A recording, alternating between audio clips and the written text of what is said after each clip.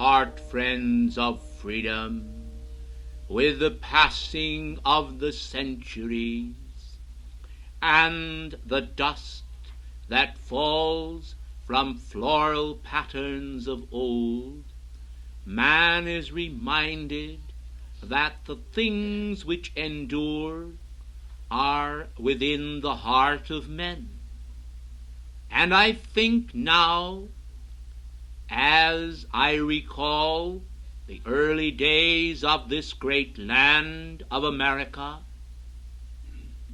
of how that in the hearts of the early patriots there beat a feeling of freedom which caused them to hold in value those precious gifts which were not made with hands, but descended from on high, to clothe them with a universal feeling of peace and awareness of the integrity of God. Therefore, there was emblazoned in the course of time here in this great land the precious words, "In God we trust." As I contemplate the destiny of this land and the valiant effort which mankind have exerted on behalf of the holy cause of freedom, I am reminded not of patriots a few recorded in text, but of those whose names are recorded on high in the regenerate energies which they did exert to bring about the precious heritage which mankind currently enjoy.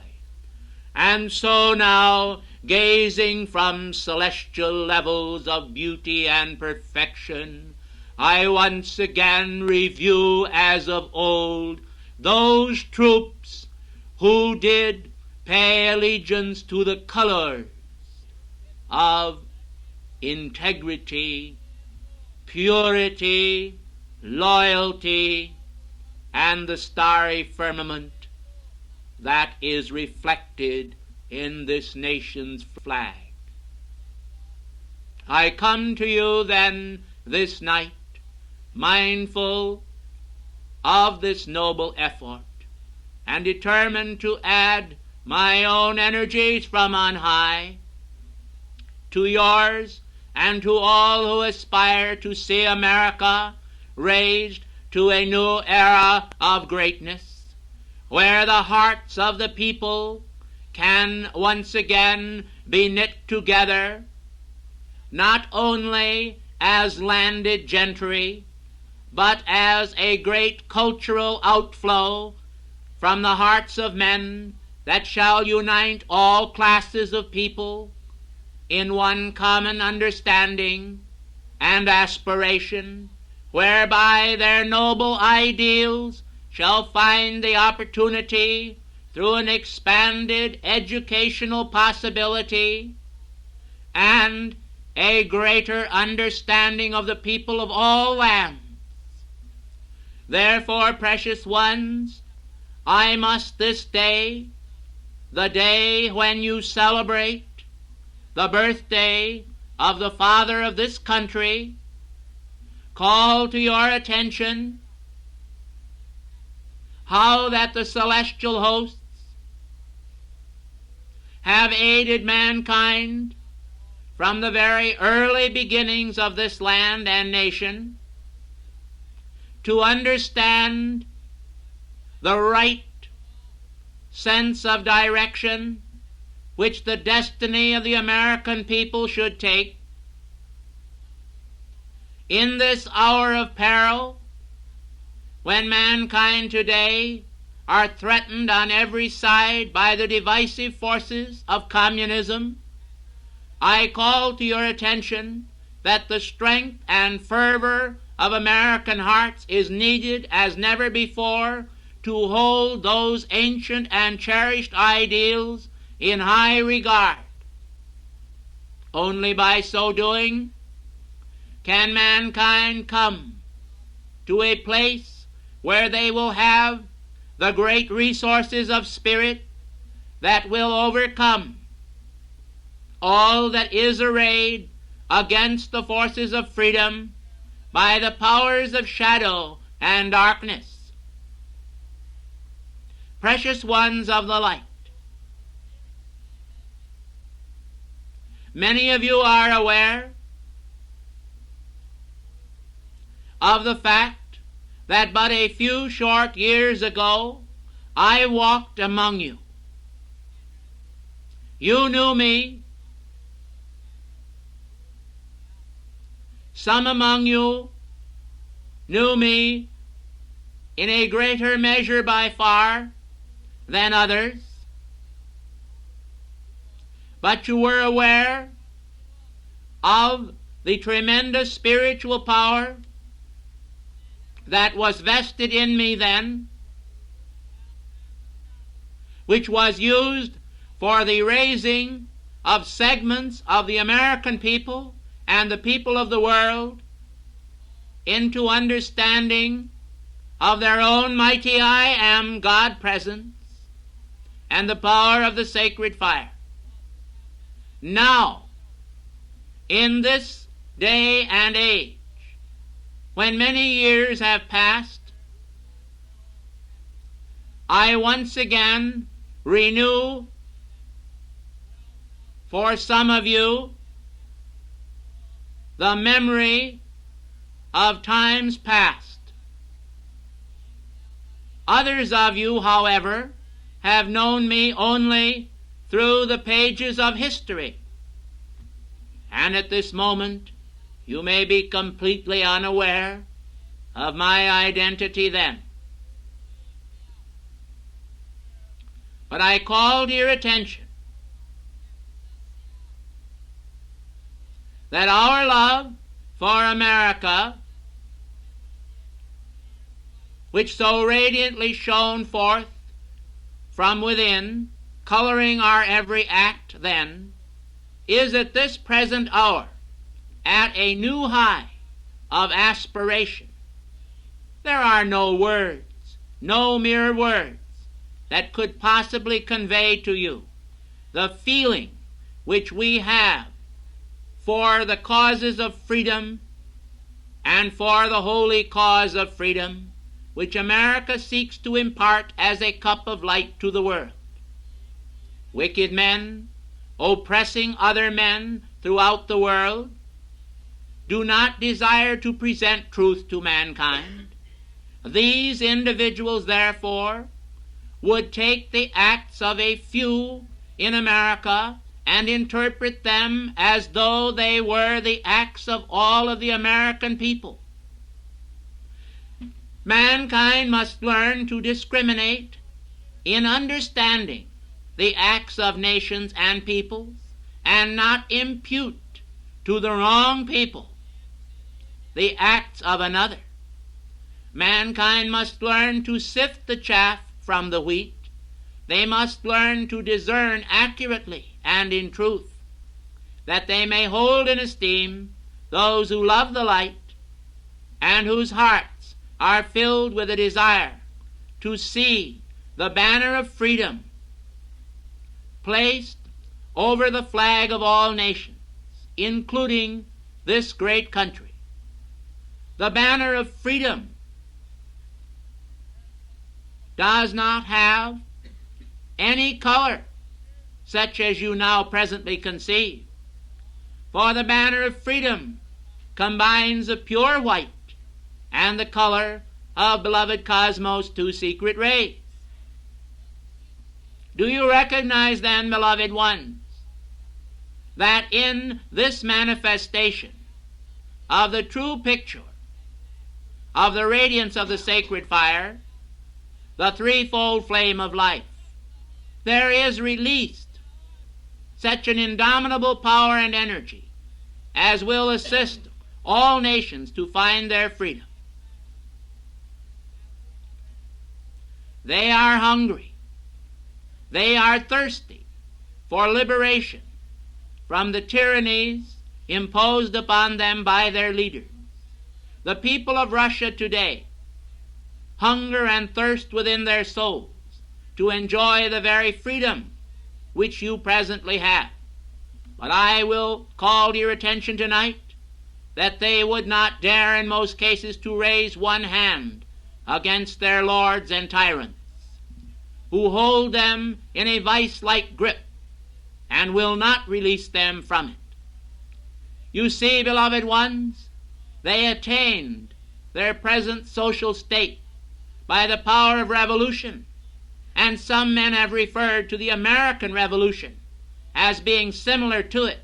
This is not so, and I know, for as a commander in the field then, I am certain that the hearts of our commanders and of those patriots who served with me, there was no desire to impose a false tyranny or any form of tyranny upon the people of America.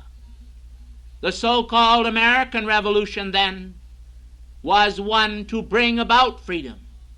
That which has taken place in Russia was to defeat freedom and take from the people the power to choose for themselves, to hold their heads high, to walk among men, and to know that no man was their master, save God alone. They have removed from before the hearts of the Russian devotees, even among the peasant class, the precious privilege of communion with Almighty God. They have removed the privilege of trusting in God from their own people, and they walk in darkness, and they walk in shadow, and they hunger and thirst to know that which you now take for granted and enjoy. Yet, precious ones, I would remind you of the great struggle that many of them engage in, seeking to penetrate and to understand their own government. Yet they have no means currently that they can employ whereby they can escape from the clutches of that tyranny which holds them in such a grip. Do you see then how that the love of freedom ought to act strong in your hearts and expand and expand and expand until you can by every act assist mankind all over the world to understand that the greatest power of life, the power of God within the human heart, aspires to set him free from every form of tyranny until the soul can breathe the very air of freedom, not as a name only, but as the essence of God's own holy integrity and holy energy. For the nature of God is free, the freedom to create, the freedom to choose, the freedom to bless, the freedom to caress even the creation which he hath made, the freedom to bestow upon all nature the kiss of his love and his adoration, the power of God to raise all nature into a higher state from age to age until mankind can feel the great throbbing power of God manifest in nature, manifest in their own beating heart, and manifest in their harmony with one another. When individuals are out of harmony with one another, it is as though there is a great epicenter acting that threatens to pull one part of the human engine asunder from another part. And therefore, this force tends to shatter and divide. The power of the Christ is designed by God as light to bring about unity and regeneration and resurrection and resurgence and comfort and blessing. Do you see then, precious ones, how that there is much service to be rendered the light, much service to be rendered the cause of freedom the world around, much service to be rendered to your own selves and to those immediately surrounding you who are dependent upon you for some form of assistance. There is no one in this room, not one, that someone on this earth does not look to in some way. You may not be aware of it, precious ones. You may not be aware of how that someone looks to you for a kindness, a letter, a specific smile when you greet them in the morning, some word of comfort, some assistance. And if this be denied them, it may change their entire day, not for good but for ill. And if this be given them, it may raise them and assist them in knowing the power of freedom in their own world. It is true, precious ones, that all ought to be cut free from dependence upon outer personalities for their assistance and their raising action. But, precious ones, mankind, after all, are still embroiled in a struggle for realization of the power of light in their world. They do not understand but a segment of their own religious faith, and they understand but little of the consciousness and life that gives them power and energy day by day. Therefore, you must be most patient with all individuals to understand how that God works with all according to their capacity to receive, and will ultimately bring them one by one to a position where they can understand their relationship with God in a more grand and noble manner. Therefore I say to you all, as a father, as the father of this great land, and as a servant of the ascended ones, for I deem myself as one who lately ascended, as one who desires most earnestly to serve the cause of freedom.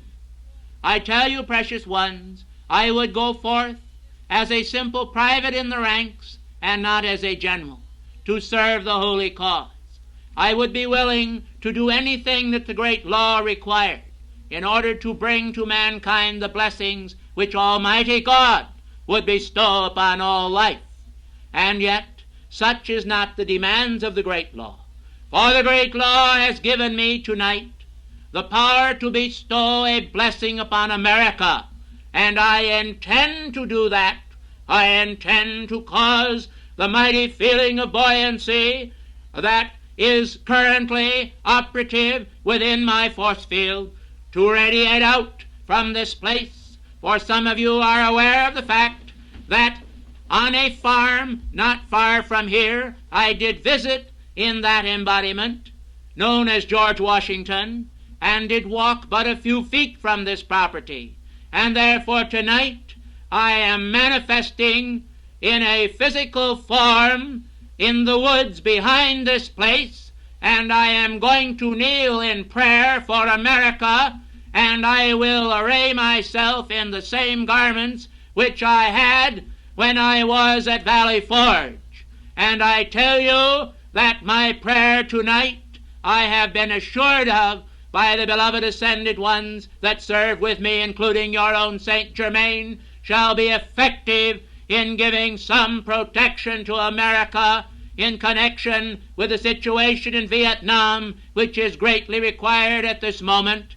And I trust then that every patriot heart will understand throughout America that the defense of freedom, which is often costly in many ways, must be carried on at any cost.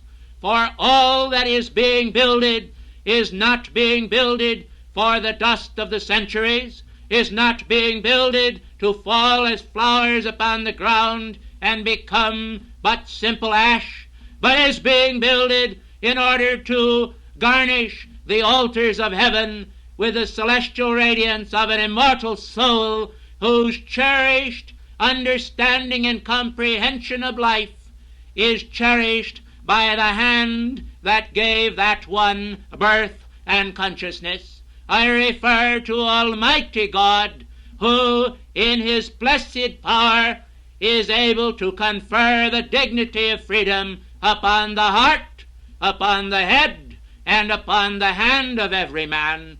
And I trust that none of you tonight will go forth from this place with a feeling that is crestfallen or in any way degenerate, but will feel rather the power of regeneration, the power of sustainment, the power of recuperation that will lift you up into the arms of Almighty God, that your trust in Him will be revived, never again to wane, that you will recognize the power of the great golden eagle which descended from Venus, and the power of the sacred violet transmuting flame to change all of your substance, the substance of your body, the substance of your mind, and the power of your thought, into light substance that cannot any more be affected by mankind's negative magnetism, but will be raised by a great sustaining action and momentum into the victory of your own ascension in the light.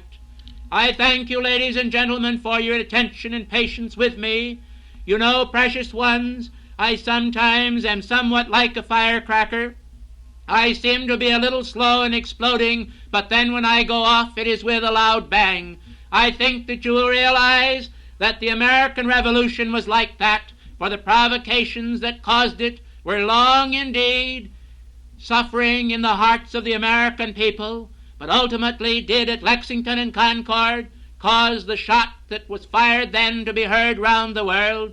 And I hope that my prayer tonight shall be effective in uniting mankind in the bonds of freedom that shall not only overflow the borders of America, but shall unite the people of all lands in an understanding that they must throw off the power of the masters of deceit, those individuals who have made of pawns of all mankind upon the planet and have caused war to break out constantly through the centuries, to the discomfiture of the mothers of the world, the fathers of the world, and the young men who were called forth to fight them. It is my hope, then, that the bonds of peace will be expanded over the world, peace with honor as your thought form for the year, peace that shall expand until the domain of this world shall become the domain of the Christ of God, and His descending radiance shall lift mankind into an awareness of His second coming, into their hearts, into their governments, into their affairs, and into all scientific achievement and progress, until all shall be transmuted into light and loveliness, and the world shall be a place of beauty, the kingdom of God so fair, manifest upon the air, the splendor of sunbeams shining everywhere, the joy that causes the heart to melt, and mankind to realize that immortality is the gift of God, is the gift of freedom, is the cherished aim of the Father's love sent forth as an arrow into the air, to fall to earth, I know right where. Within the heart there springs forth a threefold flame so fair.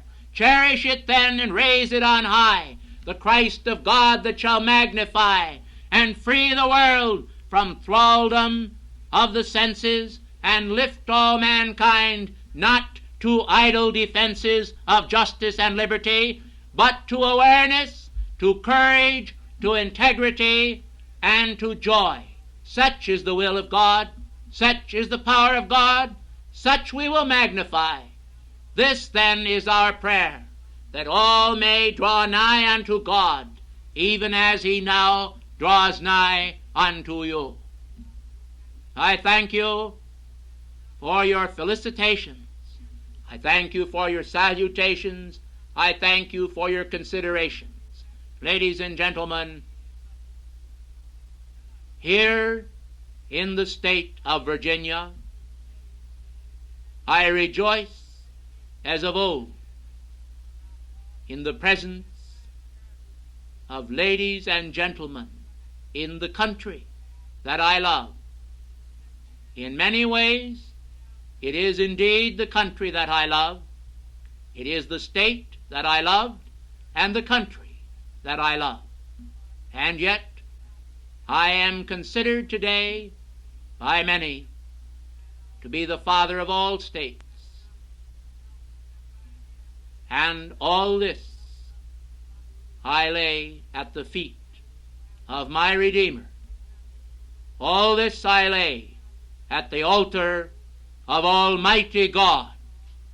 To him the victor longs the triumph, the gleam, the purity, the burnishment is to be found in your own soul. I thank you and bid you good night.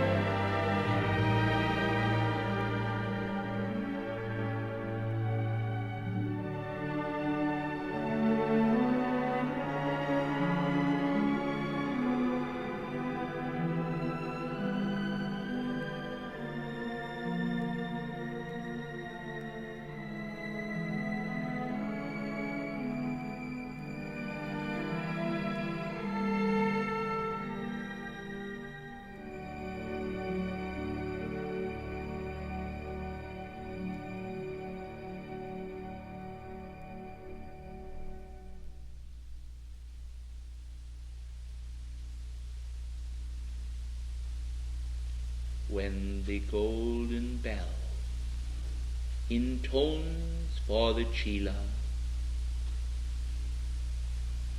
the word of perfection and comfort.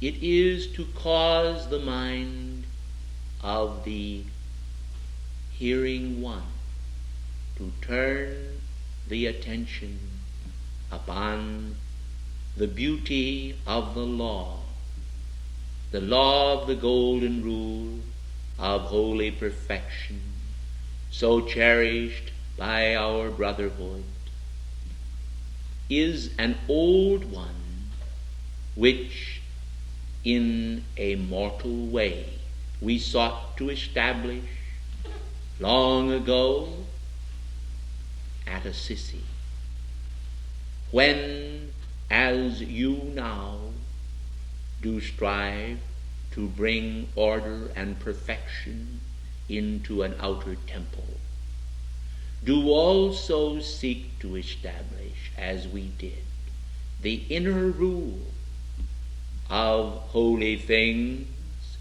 which causes men to reverence the opportunity of each moment and brings awareness to the soul of man of the nearness of God to all things that live and breathe, of the essence of himself. So as I come today to bestow the first contact with the ascended Masters to those who serve at Beacon's Head, in the name of the great White Brotherhood, I decree that from this hallowed place there shall flow forth to the world the teachings of the brothers of the golden robe, the untrammeled concepts of God that have never been dragged in the mire of human concept, and a radiance of holy vision shall bring the legions of heaven down to the level where men can obtain a new concept of grace, a new concept of the continual flow of God's light forth into the world of form, so that it not only is palatable to the consciousness, but is also infused with the power that raises that consciousness out of the drab, mundane phases of repetitious existence to a place where the pristine purity of communion with God becomes a gracious act of love for all participating therein. And so the brotherhood of angels, the brotherhood of man, and the brotherhood of the heavenly hosts is translated into a common denominator of peace, whereby the peace of God that passeth all understanding flows through the consciousness, and maketh that consciousness a chapel of beauty, where the spires extend through the clouds of Maya, and as it were the wings of the angel beings of God coming in contact with those spires, a gentle brush, a thrust of light, bring a quiver of joy to the waiting heart, because hope is born. And out of that hope, extending as the first rays of the dawn into the soul of man, some thread of reality is cognized that can never be taken from that one. And that blessed one, that seeker for more light, is given from the hand of God and the ascended hosts a reason to serve, a reason to love, a reason to purify, a reason to consecrate, and a hope that all that is done will bear fruit 100-fold and more in the cause of the great plan of the wise master builder. And so as I come to you today, charged with reminiscences of old, of stones of a greater weight than human bodies could carry, of a memory of how they were born upon backs of flesh, of a memory of the raising of a tabernacle to the people of another land and clime, I realize how that in the building of things earthy that are dedicated to heavenly virtues and desires, there is a spiritual edifice that is being raised of far greater dimensions than the mere outer appurtenances and manifestations. And I know that as I come to you this day, the great power of the divine radiance will flood your souls with an awareness that even a man who is charged with the Sun of Wisdom also has the power of that wisdom active within his being, a way and a direction that moves mountains of adversity and charges forth into the stream of outer activity to produce a labor of love for God and man, made in his image, as the image of a transcendent peace.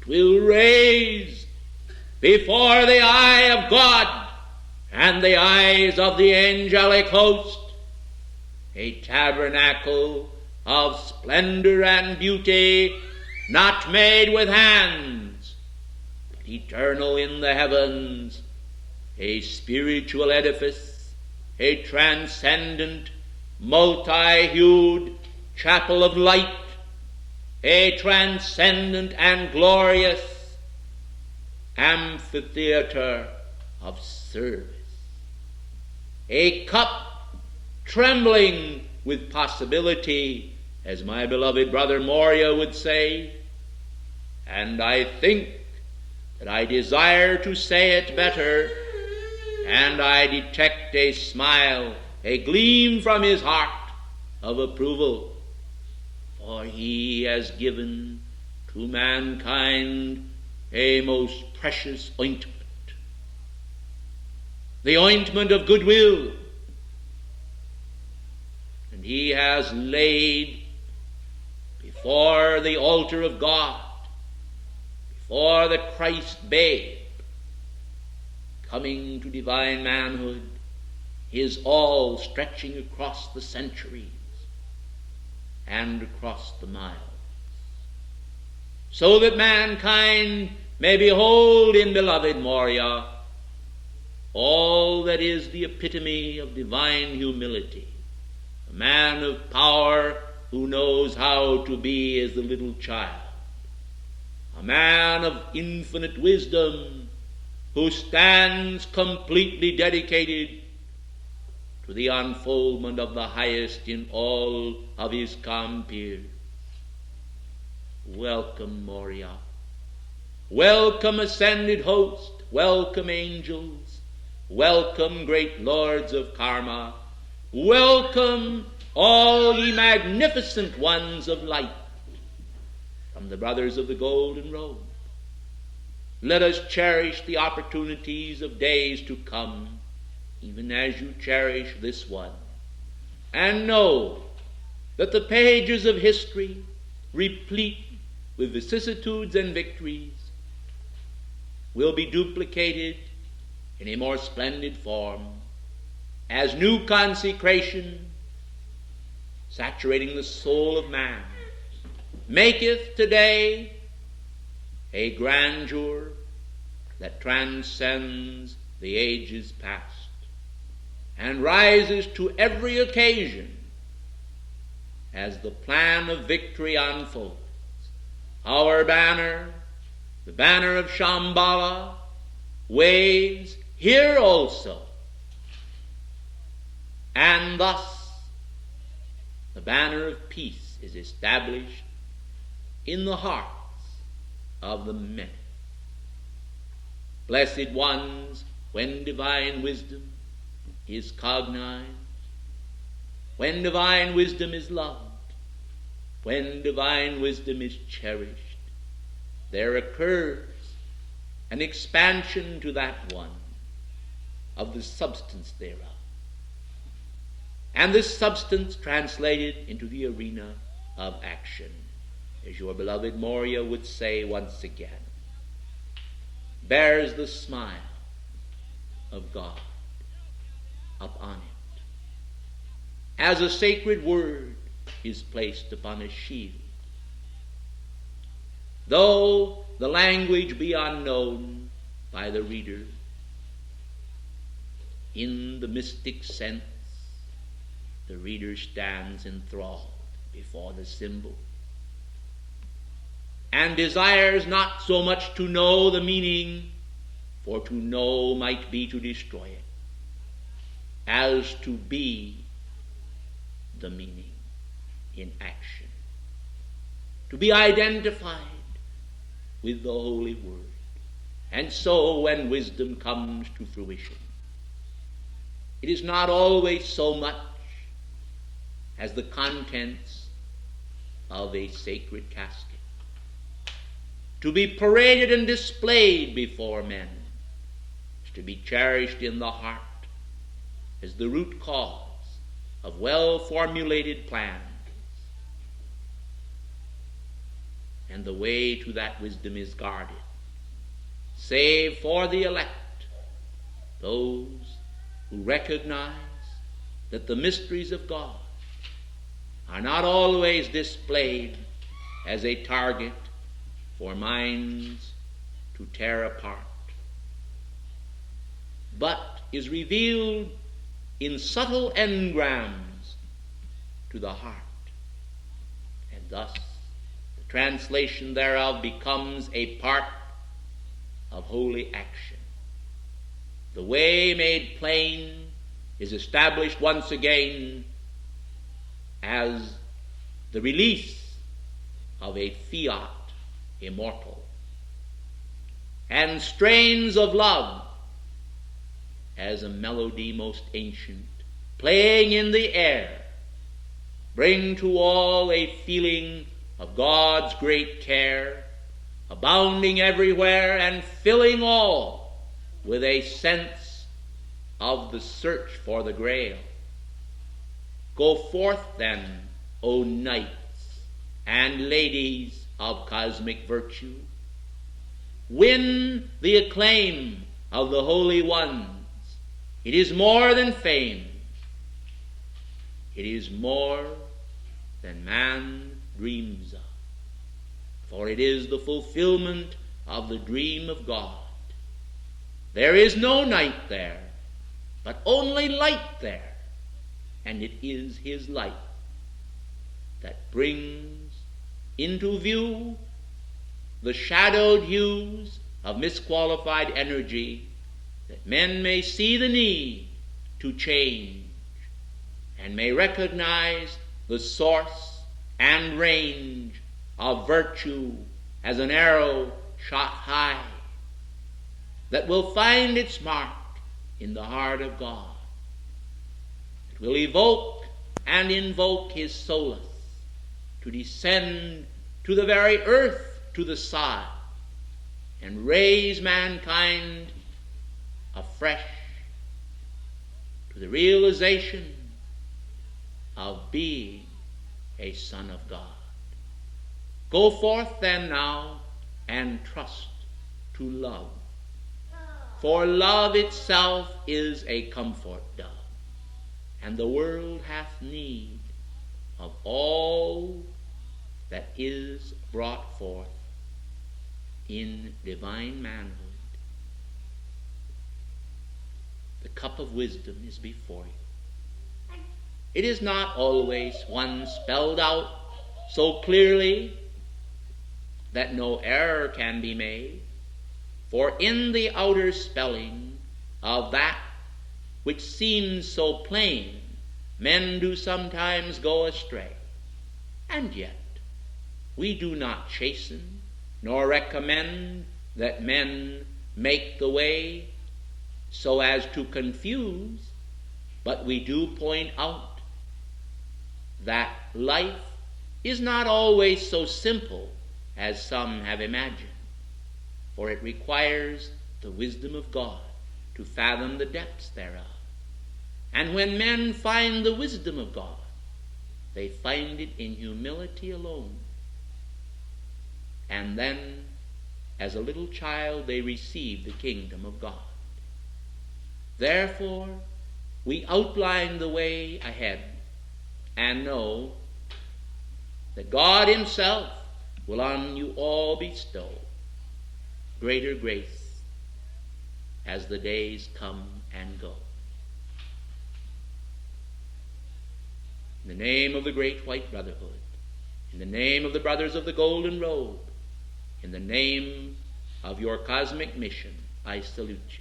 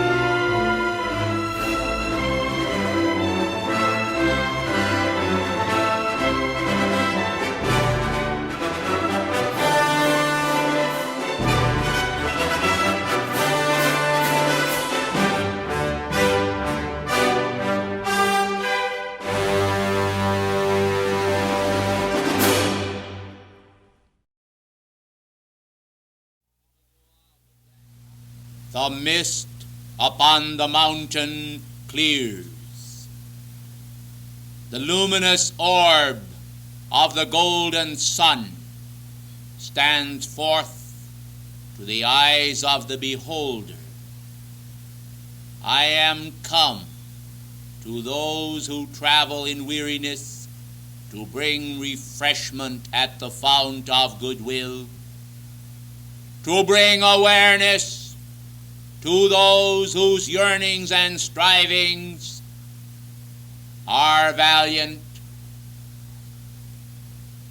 of the facts that heaven has not forsaken mankind as they relentlessly journey across the trackless desert sands. The plane of being, the plane of reason, the plane of no achievement must be considered in the light of attainment. The mountains ahead are challenges. Let men deride the power of truth. It is as a gnat passing through the air. Let men pursue a game of chess. The hand of God is the trump. Let men in vain labor. The Most High God shall laugh as the waves shall lap over their castles of sand and lap them up. They shall be dissipated, and nothing shall remain but a smoothening upon the beach and hollow places in the sand where the sitters scan the sky with the vain sense. The hour has come when virtue and loveliness and the essence of the rose must be treasured. Those who as scorpions carry stings must beware, lest the lion walking the street shall devour them, and they shall be no more than a meal for the wild beasts. The hour has come when the throne of Christ must be established in every heart. Let those who will pursue the vanity of delusion do so. So much hauteur, so much pride, so much vanity shall bring them speedier to judgment. They shall find that the ways to our abode are cut off when they seek to pursue the ways of the spoiler and prefer them to the path of truth. They shall knock, and the door shall be closed. They shall call, and no answer shall come. They shall strive, and it shall be in vain. Let those who realize and recognize the unguents of life as necessary for healing apply them before the wound has destroyed the flesh and the canker has gnawed the very vitals. We say to all today, the enigmas that have puzzled mankind's minds cannot be solved in the simple ways of the earth, but can be solved in the simple ways of the heart. For the earth is the earth, and the heart is the heart. And the heart is within the earth, and yet the fire of life blazes forth in the center thereof. And the center thereof contains this fire, which shall not be extinguished. Nay, for upon Zion shall the light descend, and the light shall expand, and all nations shall behold the Shekinah glory of the Lord. The power of the first ray is abroad in the land, and it carries order as heaven's first law in its vibratory action. Let men beware of simplicity when that simplicity is vanity. Let them beware of complexity when that complexity is vanity. Let them learn to strive to escape from the cage, from the hand of the spoiler, and from the vain. Let them fly into the heart of the sun. They shall not singe their wings. If those wings be infused with the asbestos power of the Spirit. I say then, in this age, when you wait for some word from on high, when your hearts hunger and thirst after righteousness, know that the power of truth is ever around you and within you. You, by the straining of recognition, shall come to an awareness of God. You shall cast aside the old mantles. They shall be consumed by the flame. From your memory they shall vanish, and all that is light and the will of God shall replace them. The hour is at hand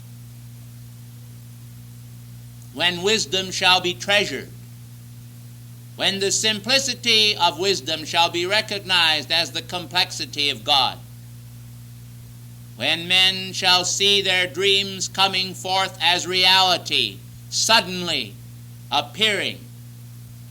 For their dreams shall be dreams of light, spun from the radiance of the sacred fire, and purposed according to the plan. Then will all things come to purity. For the plans of men are often not the plans of God. We stand now in Darjeeling awaiting the coming of the archer. We wait now the coming of the perfect bowmen, who in their bending and their suppleness shall see clearly the eye and the mark, and shall cast forth the arrow as unto perfection. We await the strivings of the Spirit. We await the purifying of the vessels. We await the evaluation of the treasure. We say unto all, pursue truth. Let it escape you not. Peace and blessings from the fire on the mountain. The day is to the swift and the strong. Let all then cast off their burdens. Let all become pursuers. Let all become esteemers. Let men cherish righteousness. Let them eschew evil. Let vanity be abandoned. Let the old carcasses rot upon the desert. Let the bones bleach, and let men perceive that which hath value. Then shall the essence of the Spirit stand arrayed in form, and from the veil the spiral shall come forth, and lo, the Master appeareth as in the air, and all is well. For he who beholdeth shall also behold within himself, and it shall come to pass that the outer spell of vanity shall be broken, because the way to the temple shall be known. Thank you, and good morning.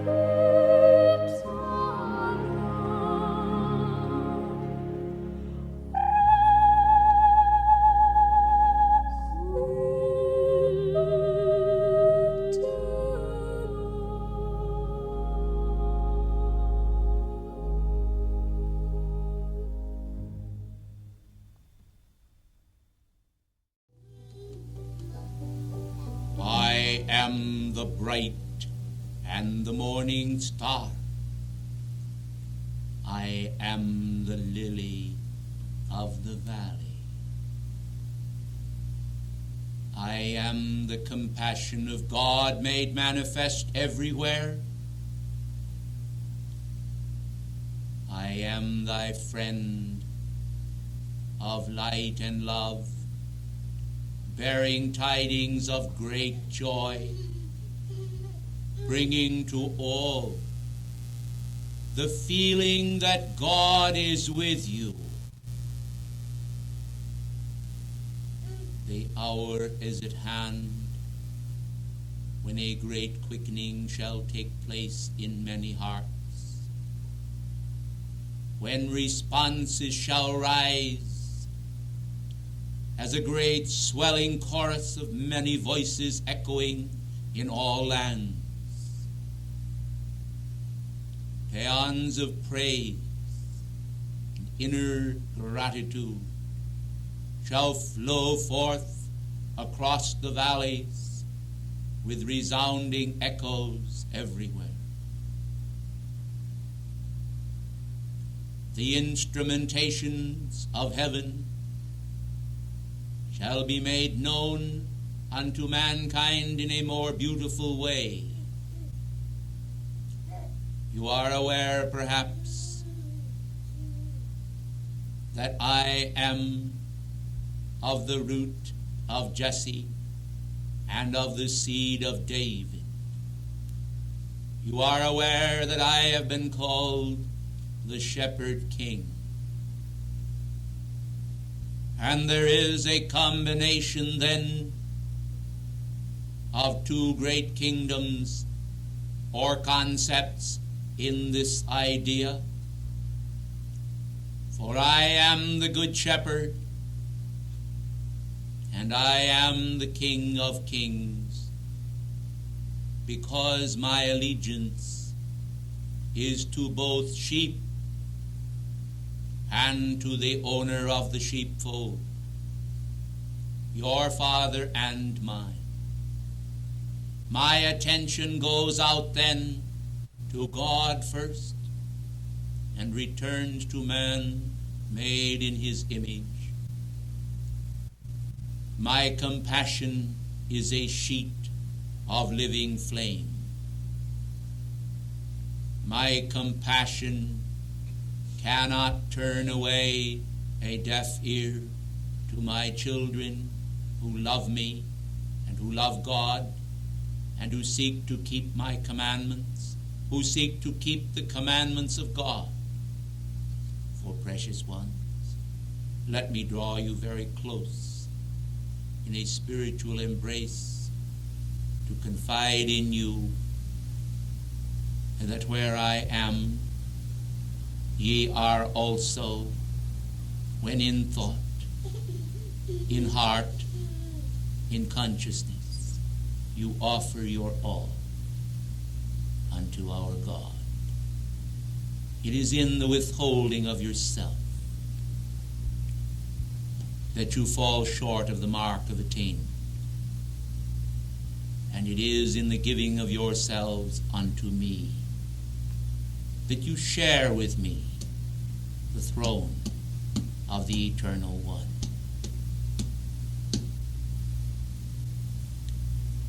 Ye shall know one day how a little son can become a great son. Ye shall know one day how a little light can be expanded until it fills the firmament with the glory of God. Ye shall know one day how that the God flame of thy being can be expanded and expanded and expanded until thy service can exceed my own in my Nazarene embodiment. And this is the holy will of God, to bring many sons unto captivity. What an empty void, what hollow mockery it would be if I and I alone could please God, and all of the rest of the creation would continue to fall short of our Father's expectations. And yet, not a little love, not a small torrent, but a great love has come into your being. And it is a love that has the power to expand itself. Mankind do not understand completely yet the nature of love. They do not realize the nature of God, for they are discovering, point by point, bit by bit, some of the mysteries of themselves. How that God can be one and yet be many is not realized by many in its correct manner. Mankind still feel the pangs of separation from the deity. They still feel in soul longing a desire to come closer to the reality of themselves, to the Father's arms and heart. And it is perhaps not too strange, precious ones, if you will contemplate it, that the turmoils of life and the unceasing problems of the world do spur mankind a little to return to the Father's arms. They grow weary of shadow. They grow weary of the pangs of longing. They grow weary of outer conditions, and particularly so when those conditions are not to their liking. But, oh, precious ones, what an hour of temptation this is. To desert the post when the trumpet has sounded, the call to battle and to honor is given. It is then that the great victory is won. Not in the moment of glory, not in the moment when healing power has flowed and all is made well, but in the limping moment, the moment when the form is yet halt short of the mark, the moment when frustration seems to part the very veils of reason.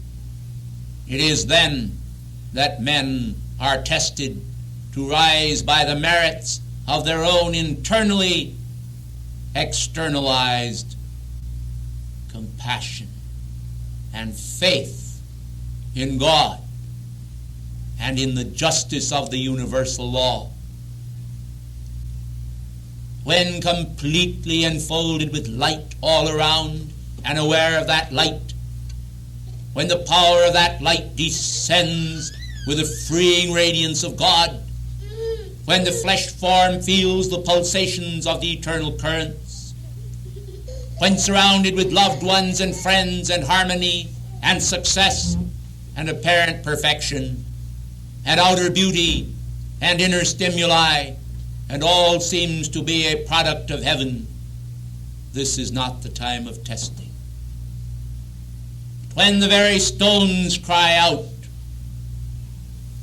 and all seems hard and empty and deserted, and the lights in the tower seem to have gone out, and the heavens seem like lead, and the waves and billows o'erpowering, when men's faces wear no kindly mask, but seem to offer the naked and stark reality of hopelessness, when the banalities of life and frivolity seem to occupy the minds and consciousness and being of all, and God seems neglected, and the world seems to be a desolate wreck, floating in the vastness of space, this is the hour of testing. And when men stand alone, apart from other men, and they are then so tried it is then that the forgings of their victory are made. And it is then that they win the battle of life. When the crown of victory is placed upon the brow, whether it be of thorns or pure gold, matters not. For those who have achieved victory have achieved it in the lonely places of their existence, and they have battled alone for the privilege of being all one with the many, all one in the golden circlet of our Venusian band, all one in the circlet of fiery gold that binds together hearts that are tried and matured and fashioned and secured by God and grace externalized, purified and made right. Narrow is the gate and strait is the way, and few there be that find it, and yet men still look and gaze as proof of truth to see where the many go, when it is still true to this hour that few find the higher power that gives them the ultimate attainment, the ascension. Yet many now labor for this goal. Many strive to win their freedom as I did of old, and some shall. And they who fall short of the mark shall by their striving make a whitened dart of light upon the board, and their attainment shall not be in vain. It is not honor of mankind. It is not the tiny flame of fame that flashes across the meteoric sky, straining to bring to the individual self outer show and glow of power. But it is the inward mark of attainment in the eyes of God alone that passeth the secret power of life. And this shall suffice for all conditions of trial. And you shall stand a Spartan in our band. Do you know the meaning of this word? A Spartan in our band. Oh, there are so many precious hearts that long to come in, as you say in your outer form, to get on the bandwagon after the victory is won. Do you think that when the lions tore the very flesh of our devotees, the early Christians in the Roman arenas, that it was a joyous thing to embrace our way? And yet today the denizens of the deep attempt today to destroy, and the spiritual lions walk about seeking to devour mankind who seek to epitomize our purity and our honor. Today, as in days long gone by, the way is made clear. And as I reflect upon the virtues of this convocation, as I reflect upon all that has been given to this group, I wish, because of the vast implements of encouragement that you have received, to give you no thread of discouragement, but perspective withal. You have received so many blessings already, and if you would retain these blessings and take full advantage therein, you must be aware of the tests of life, because it is there that you win. And you win not always at the moment when you ride upon the cloud, for you ride upon the cloud because you have won before and are worthy. Do you think, precious ones, that you who are here by accident? Or are you here by design? Some fullness in yourselves has drawn you here to hear my voice in a time when outer mankind would scoff in many cases at the very idea of my consciousness and being, communicating with mankind in this day and age. Yet my love in every age has stretched with the power of a band of iron and with the radiance of a golden circlet of light over the planet without ceasing. And yet they knew me not.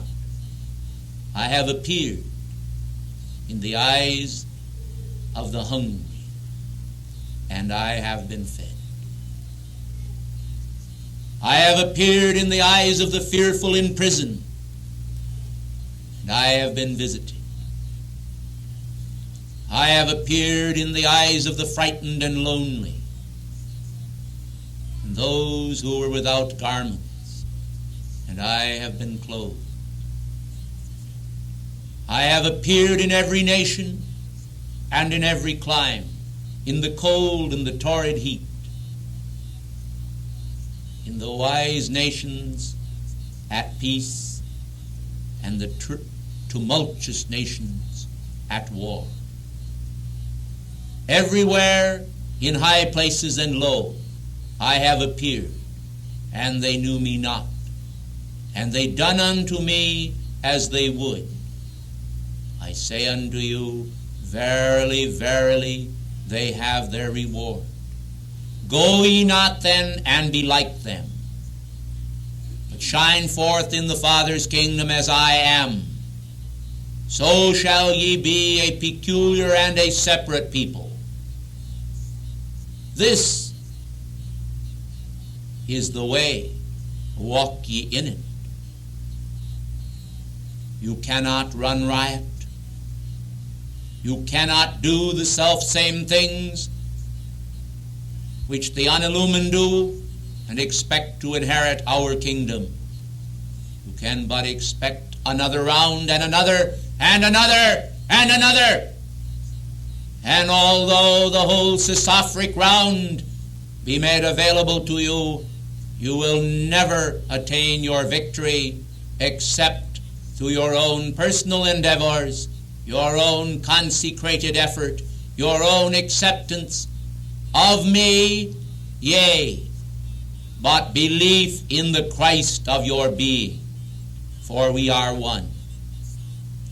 And when you stand where I do this night, if there be those unascended upon this planet below that need assistance and succor, you will find yourself with me, a part of my retinue, co-equal in the eyes of God, upon my right hand and my left, pressing in upon the flank and assisting us in every way to overcome the hosts of deceit and oppression and human creation.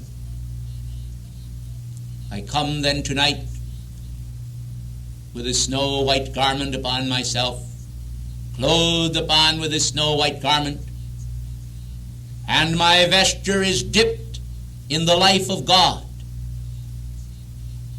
From this life, which flows through all nations, is redemption, and not from another source. Men do not understand the law. They look upon God as a tyrant, seeking to be appeased. They know not the meaning of the mercy seat, nor the wings of mercy or the world. They know brutality and ignorance and strife and disorder. And they must come out of this Moloch-like temple of human creation and embrace the tenets of faith in purity and justice for all. Only then can the outer social world have the purity of the inner temple. Long ago I said, when overturning the tables of the money changers, my Father's house is a house of prayer, but ye have made it a den of thieves. Depart from me, ye workers in iniquity, for you have not known me, and I have not known you. Today, as you stand then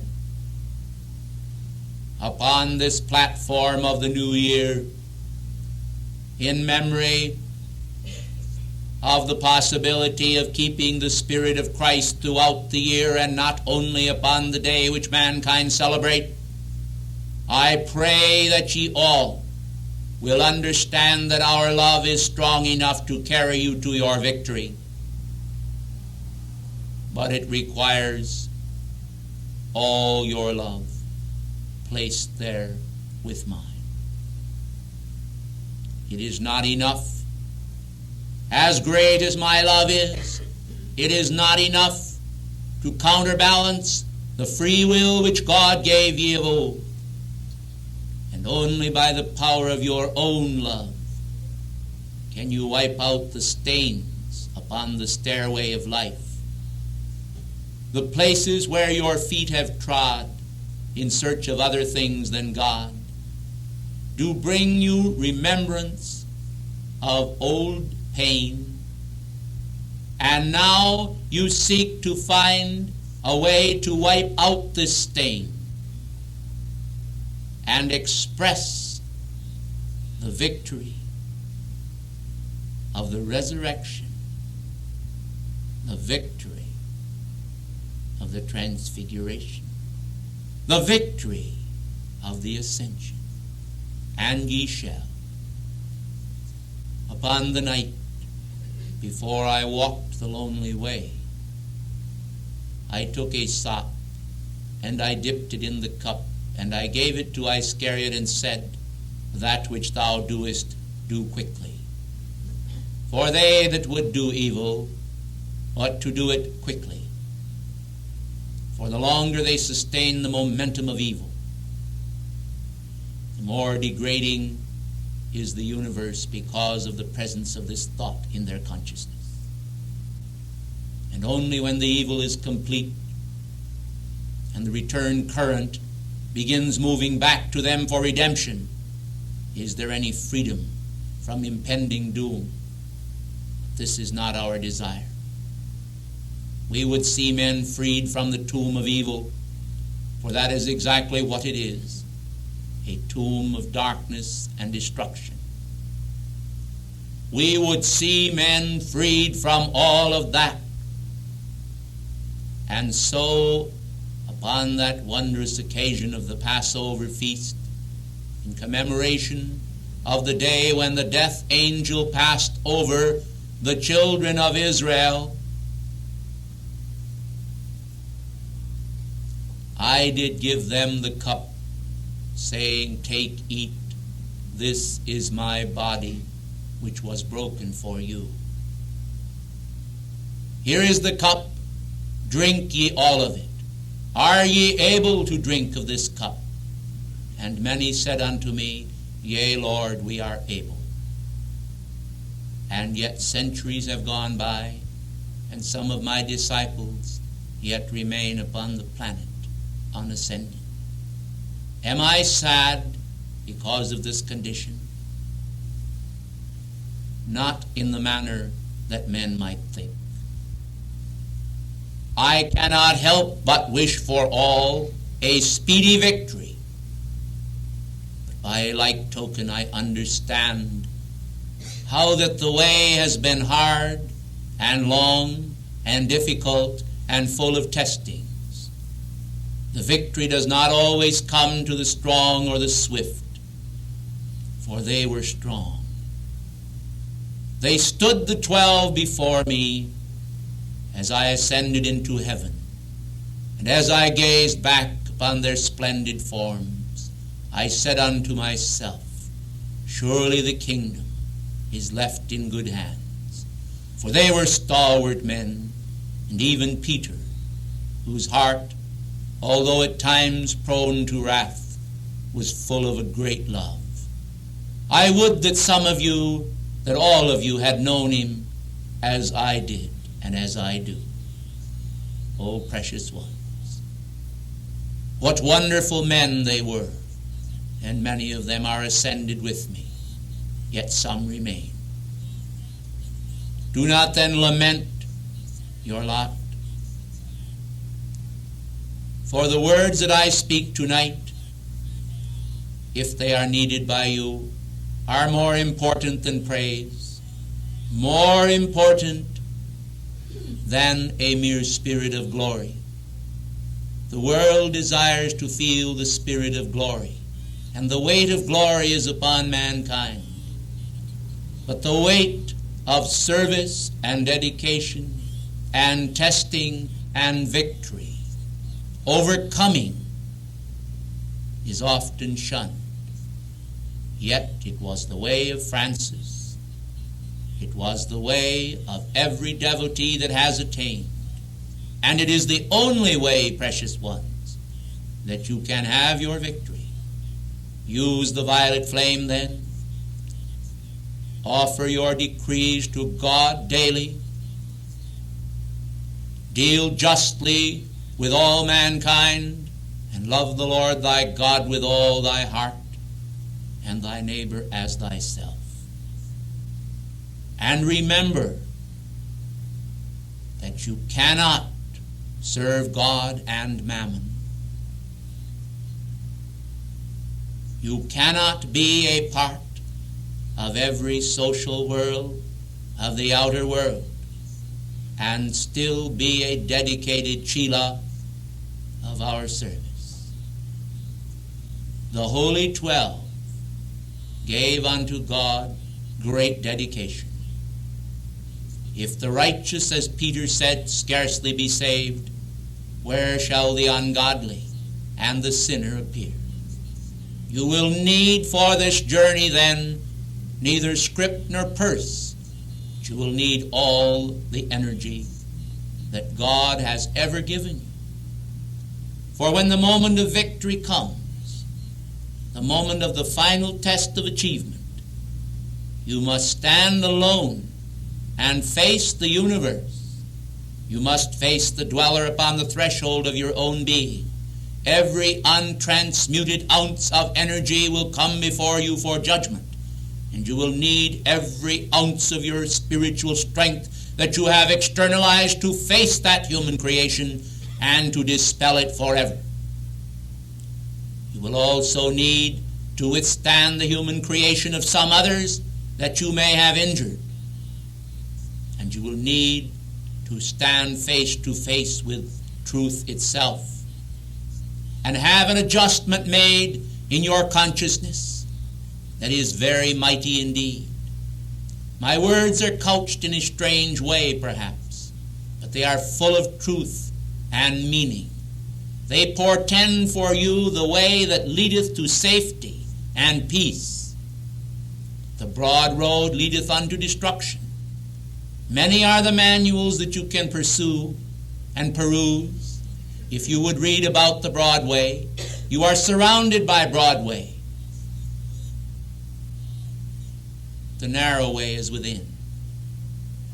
And it is there that the great springboard of living flame is born, that a soul comes into being with fabric and substance and love and devotion and service and strength and courage and the will to do his will. It is there within that the decision is made. You are the great decision maker that decides for yourself that you will present yourself a living sacrifice to God, and he cannot deny or refuse to accept you because you are his creation.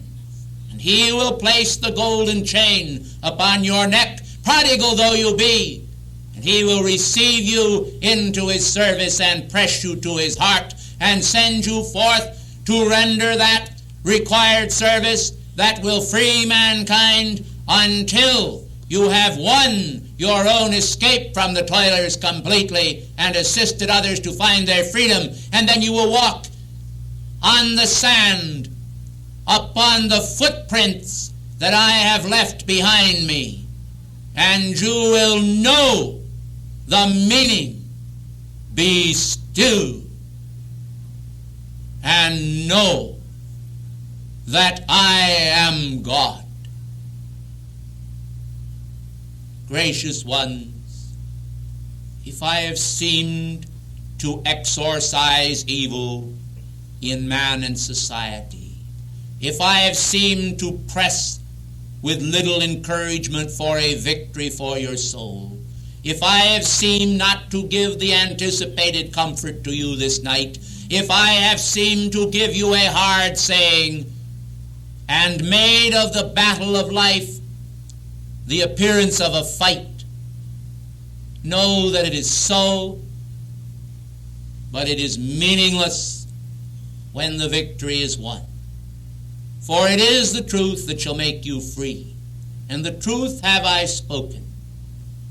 I have spoken because it is the dissipation of your energy and senseless abuse that causes you to be bereft of the needed supply of spiritual power to climb the rugged path that is ahead.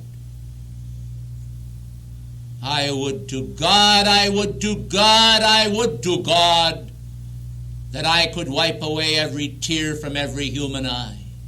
I would to God that I could take you all and the planet itself and bring you instantly into the path of your immortal freedom and give you your victory without money and without price, without even any requirement. But God is law, and his law is love, and the prize is so high and the beauty so wondrous that there is no other way, and therefore I am the way, and the way is within ye all, and the way ye know, and the way cannot escape you. None can escape from the way. Though ye live 10,000 aeons, round about cycling over this planet and many others, unless you will voluntarily walk this way, you will continue as upon a circle to spin the dizzying spiral of human creation.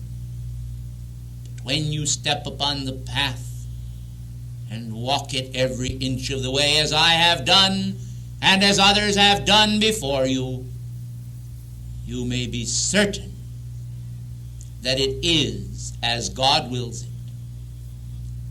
If your love then for God be greater than your love even for self, I think you will have no difficulty in summoning the required will for each precious moment ahead until your victory is won.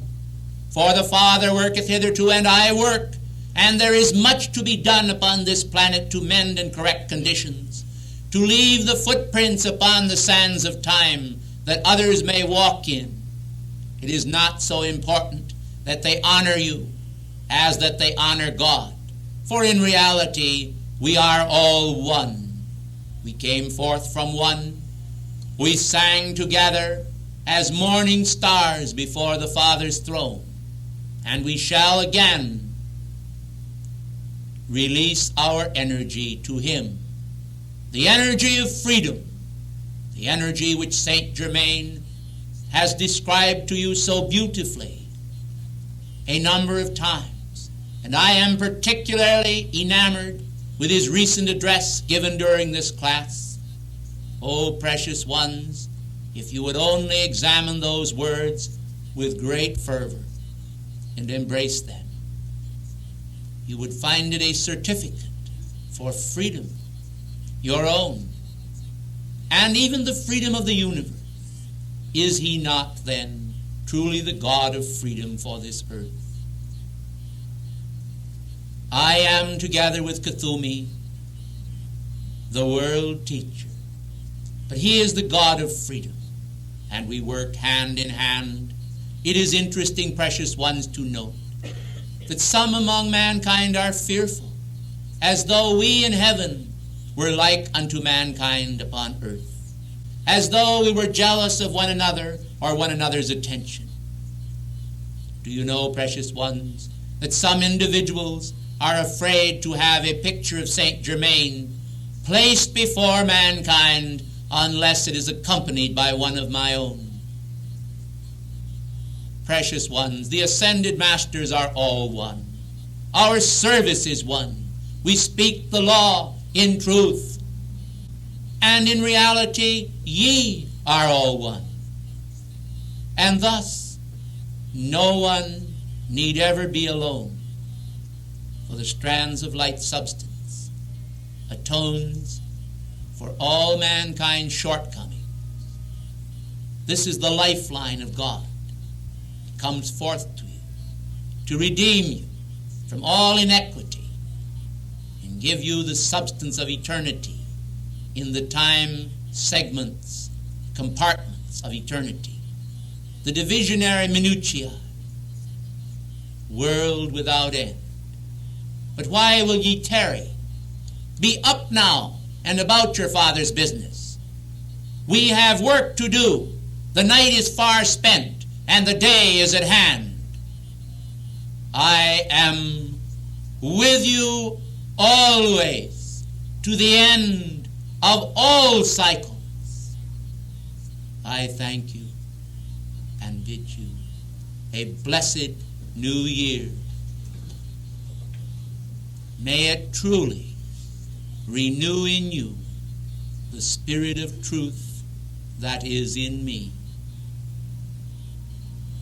Grace and peace and love and mercy be multiplied, world without end. Good evening.